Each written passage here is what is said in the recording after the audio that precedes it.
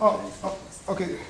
Jane, I don't know, I don't think I got your last question very well. I think the question about mine licensing, it also falls closer with what has happened here. It's a poor implementation, which I think could be deliberate. Because in some communities where we've gone, we have found that mine licensing were issued even in instances where communities had vehemently rejected the mines, but we found that the department, in the next day, the mine issues a letter to the community saying that we have got the license, but the concerns of the communities were never addressed. It is about not implementing legislation again. And also the migrant worker on discussion on these issues. Again, I don't know whether I got that very well, but I think I can answer that based on the experience of the village of Sefiki, where there are so many migrant workers who live there together with the locals. And the main tension is around the question of services and the question of who benefits, the question of jobs. You know, there's so much there that has been left to develop without any consent from any party. You know, because the chief, for instance, would not give a proof of residence to a migrant person who wants to look for a job in the mine, but the local councillor, because these people are South Africans, I mean, this also borders on the question of citizenship. The local councillor who stays in the same village would give the people, a confirmation that they are local residents, which is something that is contested by the locals. So there are so many tensions now, and I think that's an area which needs further investigation. And it also, I must say, thanks for asking that question, it cuts also on questions of gender. Women are at the peripheries of all of this. I mean, they are at the very receiving end. And violence, rape is right because women depend on on the income from men who work in the mine. The mine is employing men predominantly.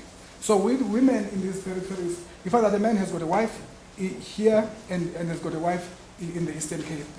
So these are the dynamics, because the income of the mine workers is divided between these two women, and women do not have a space in that economy, as far as except for a few women who have been employed by the mines, over the past years, but that's only a handful. But I think that's another dynamic, both migrant and local women, and also the youth. That's a broader question which needs proper research indeed. So I just, Jane, was that? It's just there was a related question, and that is to what extent are the local unions, is there any evidence of the unions operating in these villages, taking up any of the social issues? Okay, when you talk about the union, you mean like NUM and AMCU? Yes, those are the dynamics of the platinum. They are there, although the study did not necessarily focus on that, but you can see that, especially, for instance, the union mine still has, I think it's 50-50, from my observation, there's a significant number of members of AMCU and a significant number of members of NUM, and such tensions are always, erupt in forms of violence during strikes, but we did not focus on those questions around the unions and what role do they play. Right, I know there's many questions here, but I really, to our guests, and I must apologize that I've got my back to so many of our guests from Bakgatla-ba-Kgafela area. But the questions that are being asked, because Sonwabile was telling us about the chiefs and the mining companies and the problems that they bring. And the people are asking questions, what can be done about it? Now, I think that you come from such areas, and I think that you've got ideas about such issues. So I want to invite you to please tell us what you think. Because I think that we here in Johannesburg need to understand what the views are from such areas. So now I can't really see if who would like to speak, but if one or more of you would like to speak, please do. And what are the problems? We need to know what the problems are. So I'm not sure if anyone wants to speak now, or you want to think about it. Can we pick up on Jane's last question about land structure? What do you mean by pick up? That it was answered. Which one? The third one about the historical... Why don't we wait to hear what Luna Devata, Someone wants to... Okay. Okay, Yeah. sure. Yeah, thank you. Morning, everybody. Morning. My name is Sojani from Bakgatla-ba-Kgafela area. You see, the main concern, I won't go very deep into the dynamics of how the mining came, and there's a lot of legislation which I must go into, I won't go into. But from just observation, the problem is we have experienced a lot of mining business in the Bakgatla area. And now we're saying more than 20 years that we have been that we have enjoyed freedom. But the socio-economic status of Bakgatla has not changed, despite the fact that we've got a lot of mining. Now that is primarily one of the problems that we're facing. So how come is it that the area that generates so much income in the Bakgatla has failed to have an impact in terms of bettering the socio-economic status of the Bakgatla people? I mean, looking at the income, looking at the number of minings in our country, Bakgatla should be better off. But we still kept within the precincts of joblessness and poverty. Most of us are not educated, lack of schools. We still grapple with lack of, basic services like water. If you come to our area, you still find people who still fetch water using wheelbarrows. After all this, so I believe to think there is something which is not right somewhere. I don't know whether, as I say, I won't go into legislation, but something is not right somewhere. Because by now, our status should be much, much better. Since you've got so many mines. And if, as you say, look into our income. We're supposed to be one of the richest communities. Except the Bakatlas are the richest communities in our area in the Northwest.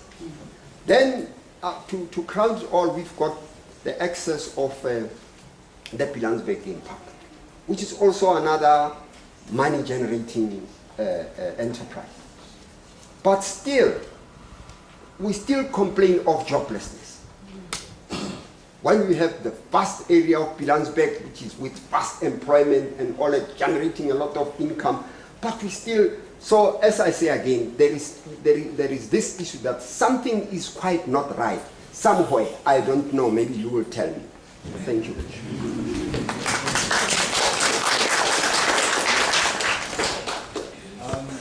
Okay, now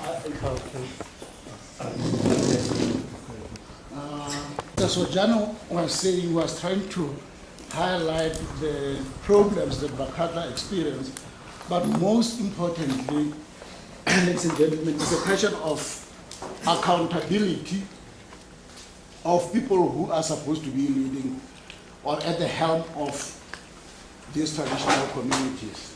And we complain about chiefs, whether we call them chiefs, Kosi, kings, or whatever. The problem is, if there is legislation in South Africa and people flagrantly disobey the laws, they don't respond, they don't account to anyone right in front of government, then we've got a serious problem. The problem is, if you look at the Bakgatla issue, I'm going to concern myself about Bakgatla because perhaps that's the best model that I've got. We've got a chief who was installed from 1994. Perhaps I'll just push it a little bit further to say 1996. And up to date, he hasn't accounted to the tribe. He hasn't, the Auditor General does not know what Bakgatla have got. Government is there. We wrote to the Auditor General. The Auditor General sent us a letter that Bakgatla never presented any financial statements to be audited. Up to date. The minister, Deputy Minister, Obed Bapela, was interviewed by ENCA. And he confirmed that the chief told him that he has opened private companies wherein he has put the money of Bakgatla. And it's not accounted for. The Deputy Minister knows. We complained to government, but the Deputy Minister confirmed that the chief told him that the money of Bakgatla are kept in private companies. Everybody knows what a private company means. Then the chief will not account. From 1996 up to date, he hasn't accounted. We pushed government because there is such a level. There's what they call a D account. There's the account which has been a problem in the Northwest. That was left previously by Mangope government. It's a very nice pot wherein all the premiers come. They dip into that pot, they go. They leave for another one to come. The other one goes into that pot, he goes. So they go on and on. It has never been audited.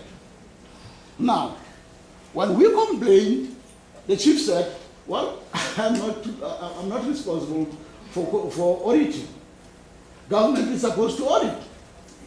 But then the deputy minister was told that the chief has opened private accounts.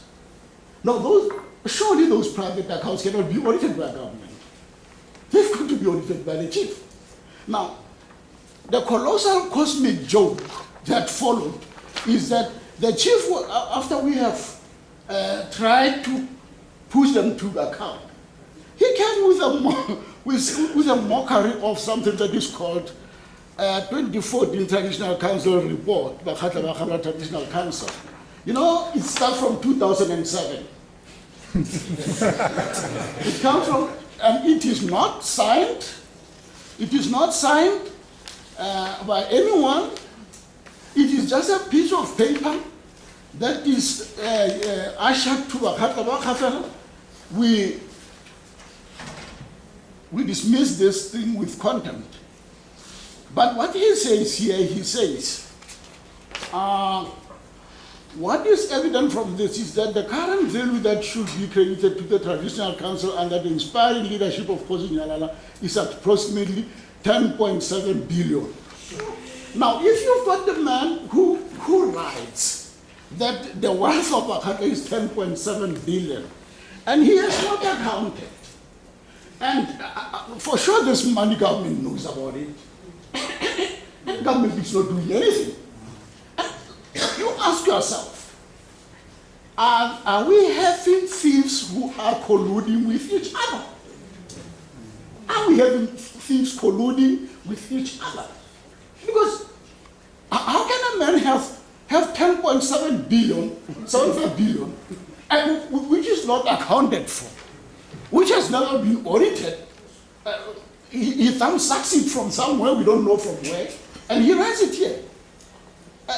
Now, the other joke is, he says that before 2007, there was no revenue. The revenue only started in 2007. But in 2007, he started with 7.9 million of legal costs. Now, where did this legal costs come from? He writes in his own papers. We had our own fair share of legal battles through the years. Most of these battles were Bakgatla initiated. Means that these battles came from his people. Most of these battles were Bakgatla initiated against the Traditional Council and Kosi, admitting that he has been a problem. Now, 2007, when he starts to have revenue, he starts with 7 million of legal costs. Now, and he goes up to 2013. Now, when you go to 2013, a cursory look at I'm counting only the millions, I'm not counting the thousands inside. It gives me 91 million that he has spent to defend himself against his own people. Now, who must account? Because government is there, we complain to all, you name all the different departments in government. But no one seems to lift up any finger. No one seems to lift up any finger. But the joke is that Minister Bakgatla-ba-Kgafela came in, one specifically for poverty alleviation. And the chief was there. So was the premier. Now, if you know Sifikile area, it is the area which is just within Union section, SWOP Club Union section, just on top of the Union section. And Minister went there to give people some handouts because those people are poverty stricken. And Bakgatla-ba-Kgafela are said to be having 15% equity in the Union section. Now, the joke is the minister goes there. She sits with the chief. And she does handouts to people of Sifikile because they are poverty stricken. And shortly thereafter, the chief throws a party called 20 Years of Democracy Celebration. Now, that's a chief. He says a 20 Years of Democracy Celebration. And he spends what? 5 million. Now, he spends 5 million and takes people. He invites government officials. They, as dignitarians, they go there in front of chief and they say chief is doing well. Well, some few months they were at Sifikile to go and dish out handouts. And they forget about that. They go to Sun City and he hosts them at Sun City, throwing a party for them for 20 years celebration of democracy. But I cannot blame him. I also can do that. If nobody can force me to account, I can also invite government officials because they are good friends. Nobody's is policing the situation. Nobody's looking after these people. Now, the crux of the matter is that at the end of the day, Bakgatla-ba-Kgafela are dwindling and dwindling. The land is being used by people who are not Bakgatla, and the benefits don't go to Bakgatla. If Bakgatla asks for anything, they are arrested. Every year, he donates a very good bull to Northwest Police. The end of the year, the best police will get an award. And he's a donator every year. Bakgatla-ba-Kgafela are donating. And Bakgatla-ba-Kgafela don't know that they are donating. It's only the chief who knows that Bakgatla are donating. Now, if you touch him, you'll see the might of the police force from Northwest. Why? Because he's donating every year. He's looking after these people.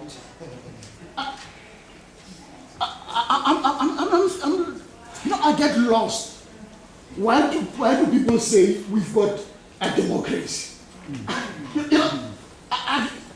People will just will bear with me. I think apartheid was better. I think apartheid was better. No, you go to Bakgatla and see what is happening. You go to Bakgatla and see what is happening. I know what I'm saying. When I say apartheid, I think I'm said to be corrected. I think it was better.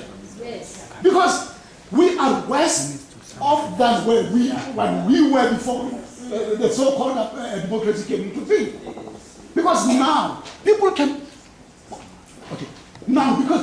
move into our land without our consent. They can mine, they can do open cast, kill our cattle. Our cattle got killed because of water that runs from those mining dams. Government is doing nothing. We call DMR. DMR, can these people mind when you have the cattle owners roaming around, cattle roaming around, everybody roaming around? Can mining operation go on? Where are your rules? They've done nothing. And that's why I'm saying, perhaps apparently it was better, because we never experienced those things before. We knew that we could take stones and fight with the police. It was our normal game. Now, but with these people who are now, the system, this system is so precise that by the time when everybody or somebody wakes up, Bakgatla will never be having land, and they are not going to have any land to graze their cattle, no land to plow, because there's an open cast that is going right through. And nobody can stop them. Sorry, I'll take much of your time.